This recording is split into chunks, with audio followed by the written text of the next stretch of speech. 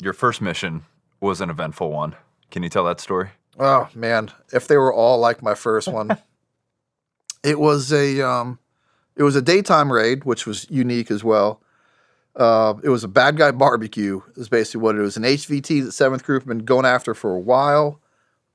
He was at this barbecue, and then he invited all his bad guy friends to the barbecue.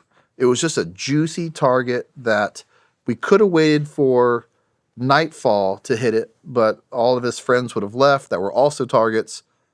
It was just too much to have them all in one place, you know, and the battalion commander just couldn't turn it down. So he sent us on this daylight mission. Two ODAs, a minimal amount of Afghans with us, like maybe 4 or 5. I mean, I don't almost no Afghans with us. It was pretty unique at the time as well. Load up on Chinook's daylight raid. Quick planning, out the door. Such quick planning, to be honest with you, as a new Green Beret, I don't even feel like I understood a lot of the details of the plan. But I knew enough about the plan, which was helicopter should land here, main compound should be here, and that's all I worried about. And the as we loaded up quickly, took off. I don't remember it being a very long Chinook ride. Uh, remember us, getting all the hand signals: 10 minutes, 5 minutes, 1 minute, 30 seconds. Yeah, it's coming in, and remember just being excited. Like, if you think about it, this is '05 now. I signed up 4 years ago. For 4 years, I'd wanted to be in combat. I'd wanted to do something against the war on terrorism, to tangible, to prove that you can't come to America and kill our people and not have people like me come to your country and do something about it. And then, went through air defense, that mistake, whether you want to call it a mistake or not, that path. And then, go through the Q course, which is a long time.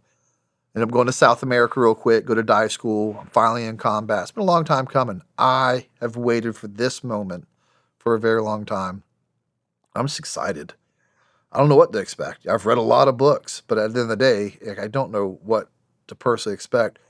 Remember looking out the little circular aquarium bubble window of the 47, trying to get an understanding of where we are in target, and we were where I thought we were, which means when I look out my side of the window, I should not see any buildings or the target. So I know that sounds a little weird to look out there and to hope to see nothing, but that would have meant I knew at least we landed in the right place, or I thought we landed in the right place, and that when I do come off this, I should look left, and we should be where the village is, and the main compound will be a big building at the very very left edge of this village. So all this is kind of planned throughout the process of my thoughts. But as I'm looking out, I feel like I'm no veteran at this point. Very much the opposite. I feel like we're coming in hard, and I remember telling myself, this is just how fast we come in combat. He'll flare last second. And it's just, hey, we're coming in hard. And then, we're talking like a couple, like 5-10 feet off the ground. I think there's no way he can flare. And I go from looking up, you always have these like cargo straps on the side of the Chinooks. I remember grabbing onto them and screaming at the top of my lungs, "Hold on!" Well, what the movies doesn't show you is helos are loud. God, helos are loud. No, the guy in front of me heard "hold on." Nobody else heard "on." Especially they get even louder as they pitch the blades and they're coming in, for landing. It creates even more noise.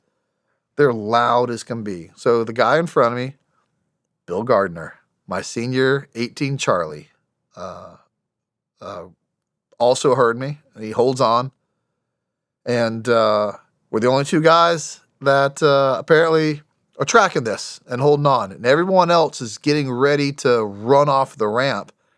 And when we hit, and boy did we hit hard, we're the only ones that stayed on our feet, and even that almost ripped us off. The cargo nut, and now we're landed, and and the bird's on the ground, rotors are going, the ramp is down, and me and Bill look, and there's Green Berets all over the floor in front of us, and just a clear pathway. Just me and him are the only ones standing.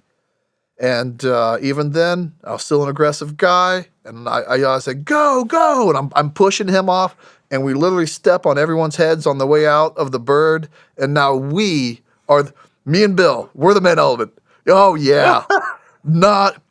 You talk about a dog chasing a car and catches, like, what do we do? Like, sure, if you'd asked me, you want to lead this thing out? I'd been like, hell yeah, I want to lead this thing out.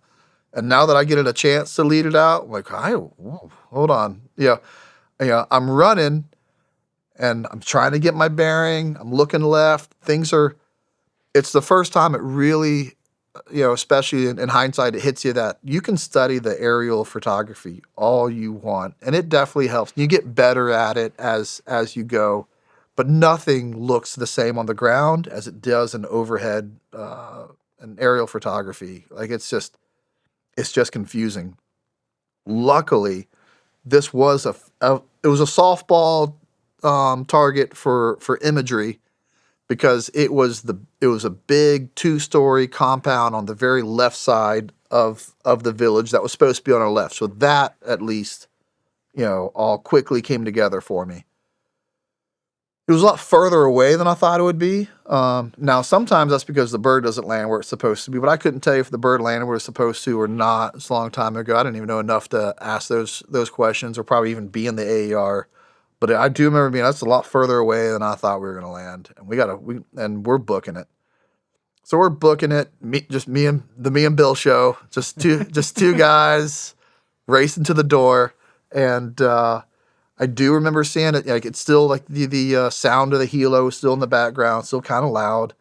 We're just running, and within your peltors, everything, your breath, the pounding of your feet, your gear and your gun as you're running at 100% full sprint. You're everything about you is loud, and you're not trying to be quiet. You're trying to be fast. And I do remember seeing like little, like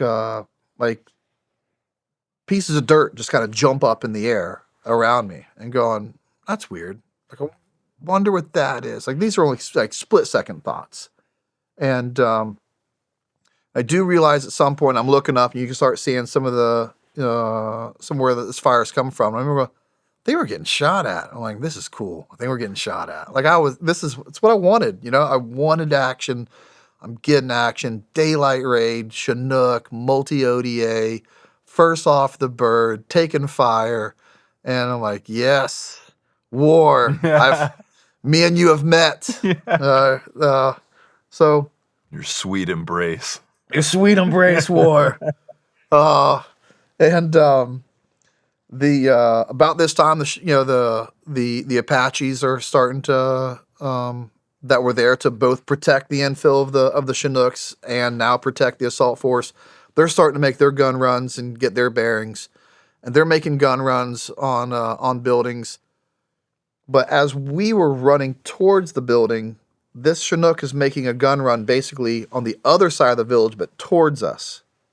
Not normally what you want, but this is the chaos of war. Like, this is the truth. Like, you can want a gun run to go left or right, as I'm going straight all day long. The day you get the gun run you got, And if it would have taken them even longer to do a full turnaround to make a left and right, I wouldn't have wanted that. We wanted fire support. We wanted it right then. What was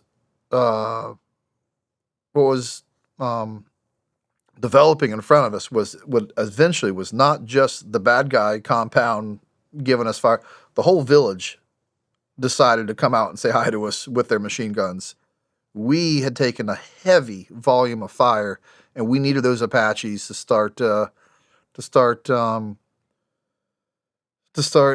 asking them to stop with good old American missiles. A couple of them, unfortunately, went high. And this is the problem with not making gun runs at a 90 degree, is that when it went high, the target, these rockets are coming straight at me and Bill, and I remember it, just like it was yesterday.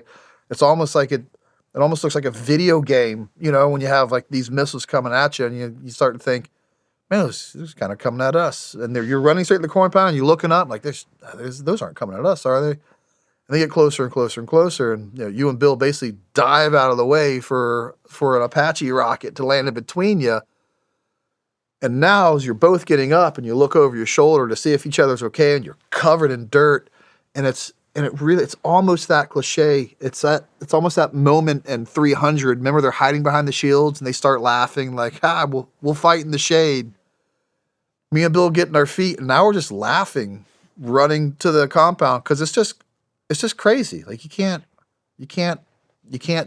imagine this. You can't think it up. Here we are taking fire. Now we almost got hit by our own rocket. Now we're covered in dirt. The guys just fell, on the helicopter behind us. It's just a circus, and yeah, enjoy the show. So we finally make it up to the compound. We're the first ones to the compound. By this time, that jump for life from the rocket gave some guys some time to catch up with us. Now we're all really running together. Make entry. There was some close quarter kills in that compound. Really cool to see. That sounds weird, but really cool to see that. You go through all this training, and now it's real to be 6-8 feet away from a armed insurgent with an AK that that has a chance to kill you as much as you do them. Like it's fast, it's furious, it's raw, it's awesome. That was the taking down the compound happened pretty quick. At that point, we get told, "Hey, I want you guys to," because of, and ISR is watching it the whole time, and because of how lively the whole village got, the SOTF, the 7th Group Command, was like, "Hey, we want you guys to spend the night there. I want you to do a KLE, which is a key leader engagement. I want you to talk to that village tomorrow, and I want you to explain to them that this is not okay. We will come back and do this all over again as many times as it takes. This is why we came here for this guy." And they were very aggressive. I really enjoyed working for that battalion commander. So they were more than happy to stay the whole night, stay up all night, and come tell all the elders later, if you want to keep going at it, we'll go at it. So part of staying up all night, we had AC-130 support, and all night, they did not like us there. We got reports all night long of 2, 3, 4 men crawling up to our positions. AC-130 would take them out. We'd go out there and do a BDA, a battle damage assessment of these dead bodies. Pull all their AKs off of them. Check for intel. Come back to the compound. Strong point that compound again. The same compound we just took down. Now we're spending the night in. And an hour later, hey, there's several people in trees now. There's some trees around the compound. They're trying to crawl up these trees. Looks like they got some sniper weapons. Cleared hot.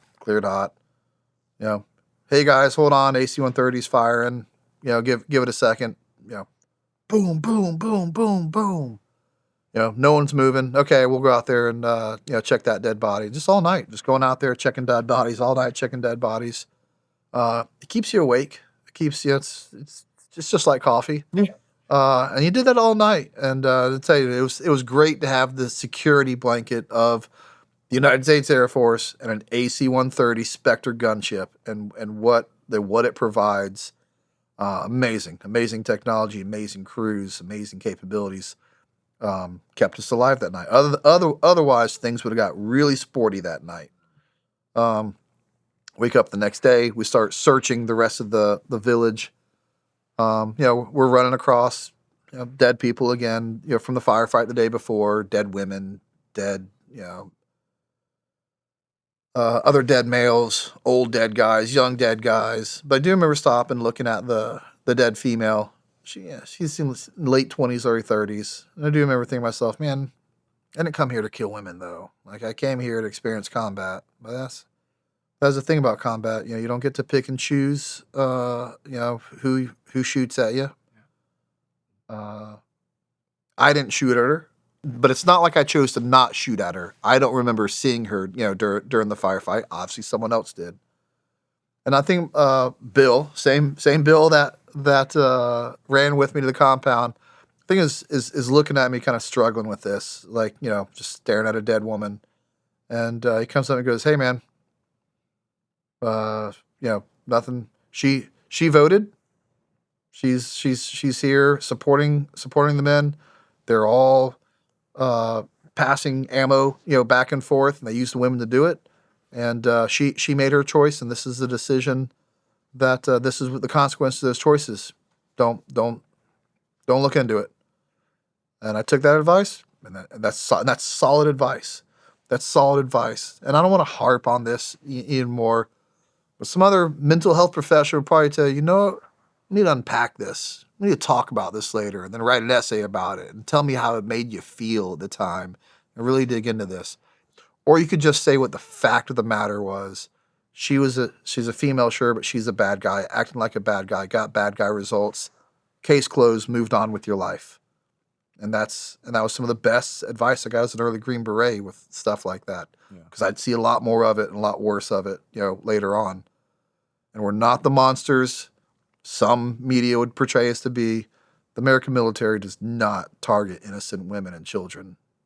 But combat has consequences and whether they were part of the badness or not, you can't completely separate innocent civilians from armed conflict, especially when your enemy likes to hide in hospitals and hide in mosques and hide in families' houses. It becomes very complex and intricate and intertwined real quick. So that was only the beginning of, something I would see, but Bill's absolutely right in the advice he gave me. We ended up finding a lot more RPGs, ammo, guns throughout that village. We'd only begun to scratch the surface of what they were willing or could bring to bear on us. So we took all that away from them. I was a junior guy at the time. I wasn't part of the KLE. I'm sure the 7th Group Commander, he was a company commander. That was a major that was in charge of the operation. I'm sure he had some choice words for the village elders at the time. We loaded up on Chinooks and we left. And that was my first taste of combat. And like I said, I was now under impression that is combat. And every time you load a helicopter, get ready for a wild ride. And the other truth of combat is I hit a lot of dry holes.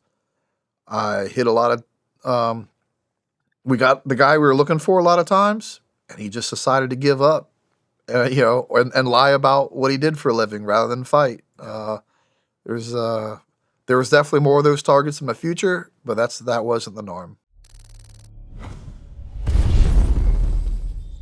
If you like this clip and you want to watch another, click here. And if you want to watch the full interview, click here.